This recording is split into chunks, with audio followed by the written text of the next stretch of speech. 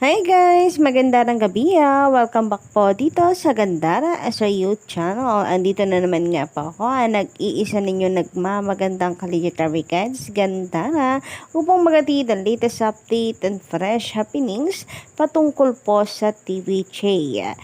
Basta mga balita na may kinalaman po sa Itbulaga, sagot na po natin yan. Ganon din po sa mga balita sa loob at labas ng showbiz. Kaya naman, kung isa ka sa mga hindi pa nakaka-subscribe dito sa aking channel, na pa iniintay nyo guys, pakiclick lang po na subscribe button at notification bell na nandyan sa baba para mag-i-updated ka at ma-notify kapag may bago po tayong videos. Anyway, eto na nga, simulan po natin ang ating balitaan para sa gabing ito. And ngayon, pumapatungkol nga po ito sa tila announcement. Kanina po sa Bulaga, tila nadulas nga daw po sila kanina. Hindi daw kaya isa na po itong pahiwatig sa pagpapaalam ng Bulaga. Naku, grabe naman pong mga interpretasyon yan. Kaya lilinawin po natin mga kadabrikads ang hinggil po dito sa kutob na yan ng iba. Nako, dapat po ay malinaw ito sa ating lahat. Alam niyo naman, napakarami pong huwad dyan sa paligid. And hindi na po natin iintayin na kung saan pa po umabot ang mga maling haka-haka or kutob na ito.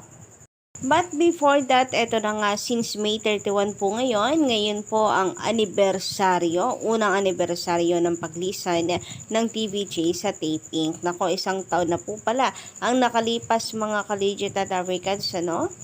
Well, di po tayo magpapaka-plastic, pero talagang nung mangyari po ito ay halo po ang emosyon ng mga tao. May nalulungkot na umabot po sa ganito, but at the same time masaya dahil makakalaya na ang TVJ and ayon, finally ay naging klaro, malinaw kung sino po ang tunay na may karapatan sa titulong Itbulaga, lalo na't ilang beses pong naipanalo ng TVJ ang kanilang laban para po sa trademark na Itbulaga. So yung pinagmamalaki po nilang gusto po nilang papirmahin ng kontrata ang TVJ para maangkin ang titulong Itbulaga.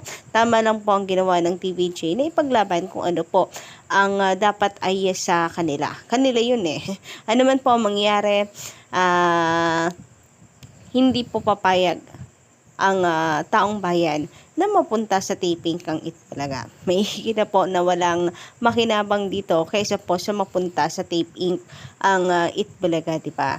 Kasi we all know na si JDL po ang creator ng trademark na yan. At syempre, kagaya po ng inaasahan, so magpapaliban ba naman po ang supporters, ang tape defenders dito sa anibersaryo po, unang anibersaryo ng pagkaalis ng TVJ sa taping? Syempre hindi. Kaya ito, at meron na naman pong ginangaw-ngaw si Ted sa kanya pong social media account. Kung sa bagay, para saan pa yung everyday na pangalan niya dito, tape everyday defenders, kung wala po siyang araw-araw na banat sa TVJ or sa Itbulaga.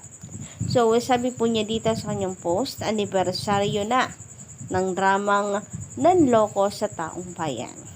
Anniversary ngayon ng dramang Nanloko sa Taong Bayan na pinamagatang ang paglayas ng tatlong Judas. Part 1, kunyari biglaan pero matagal nang pinagplanuhan.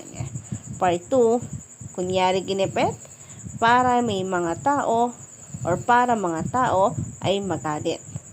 Hear it ni Ted. Grabe, mga gaslighter po talaga, no, ang mga taong to. Ang galing po nilang mambaliktad. Unang una, hindi po magkakaroon ng mga plano kung wala pong problema. Pangalawa, hindi sila marunong tumupad sa usapan. Yung usapan na naman nahimik, walang magsasalita, na ginawa po ng TVJ sa mahaba pong panahon, tas biglang ayan sila at meron pong tagapagsalita, nagpa-interview sa Fast Talk.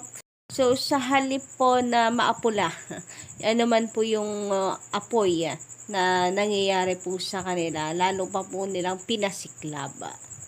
So, maganda nga po at ang TVJ ay nakaisip kaysa naman po sa parati na lamang pong hayaan na sila po ay laging magsasawalang kibo at magtitiis. So, kayo po ba guys, ano inyong masasabi patungkol po dito kay Ted? Or dito sa hirit ni Ted sa anibersaryo po ng pag-aalis ng TVJ sa taping. Samantala, narito naman po ang katanungan ng TVJ sa kanilang latest video sa Reels.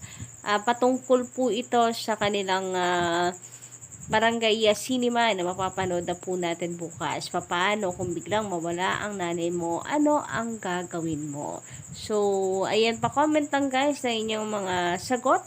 Maaaring dito sa ating comment section and kung maaari ay doon po sa TVJ official channel and Facebook page. Siyempre, pakilagay na rin po kung gaano kayo ka-excited mapanood po ang first ever premiere night sa tanghalian. So, ayan, nanay, paano ka nawala? Bukas na po yan, June 1, araw po ng Sabado sa Itbulaga. Kaya naman, agahan po natin ang asikasuhin yung mga bagay na inaasikaso po natin pagtanghalian para sabay-sabay po natin matutukan ang inihandang ito ng TVJ para sa ating lahat. Anyway, ito rin po kasi talaga ang forte ng Itbulaga.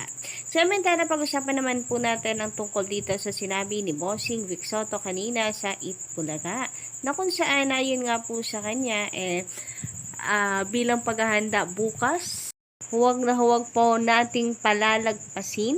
And sabi nga niya, dahil hindi na ito mauulit pa. Nag-iwan tuloy ito ng katanungan sa atin pong mga Dabarikans and of course, sa mga nakiki-Dabarikans sa comment section na ano pong ibig sabihin ni Bossing dito sa hindi na mauulit pa. Hindi na ba sila gagawa muli ng ganito? Or isa ito sa pagpapahiwatig na mawawala na ang Itbulaga, lalo na ilang araw na itong or ilang linggo, buwan na nga po mga ka-legit Dabarikans na pinagkakalata ng mga basher na mawawala na ang Itbulaga and end of era na ito dahil nga po sa lumalabas na ratings, kanilang ipiniflex na ratings. End of era na nga ba or sadyang nagbibiro lang si Bossing? Alam niyo naman guys, mapagbiro po itong si Bossing.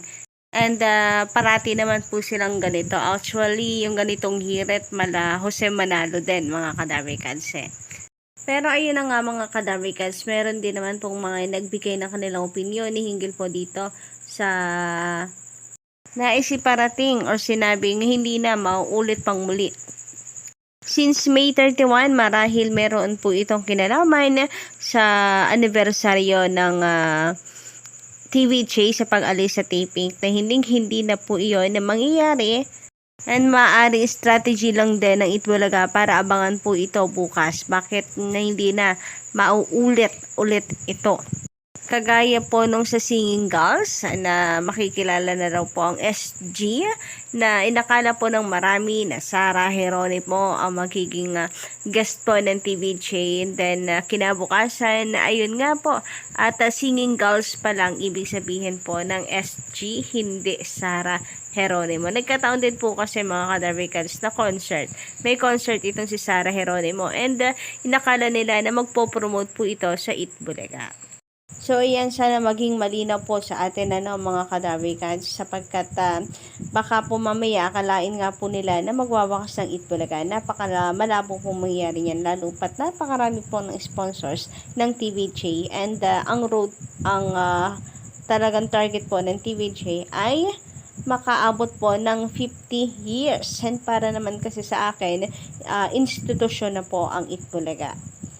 Kaya ano man pong mangyari, hindi na po yan mawawala. So, kayo ba guys, anong inyong masasay dito? Pa-comment ka lang po dyan sa baba. Samantala, sabi dito ni Amado Walea, hindi naman publicity listed ang TVJ Productions tulad ng sa GMA at ABS. Hindi sila required mag-submit ng quarterly financial reports. kasi hindi naman sila tumatanggap ng investments through stock sales gaya ng GMA at ABS. Dati ba nagpa-publish ang TPIP ng quarterly reports nila? Di sana nalaman ng mga tao na ang laki na tinatanggap ng chairman nila. Hay nako, ewan ko nga po ba sa mga basher nito. Feeling entitled po talaga ang lakas po ng loob mag-demand na maglabas ang TVJ ng financial reports na kala mo naman meron po silang karapatan dito. Anyway, hanggang dito lang po muna ang ating update para po sa gabing ito. Pa-comment lang po sa baba ninyong reaction at salomin. And of course, don't forget to click the subscribe button and notification bell for more updates. Salamat!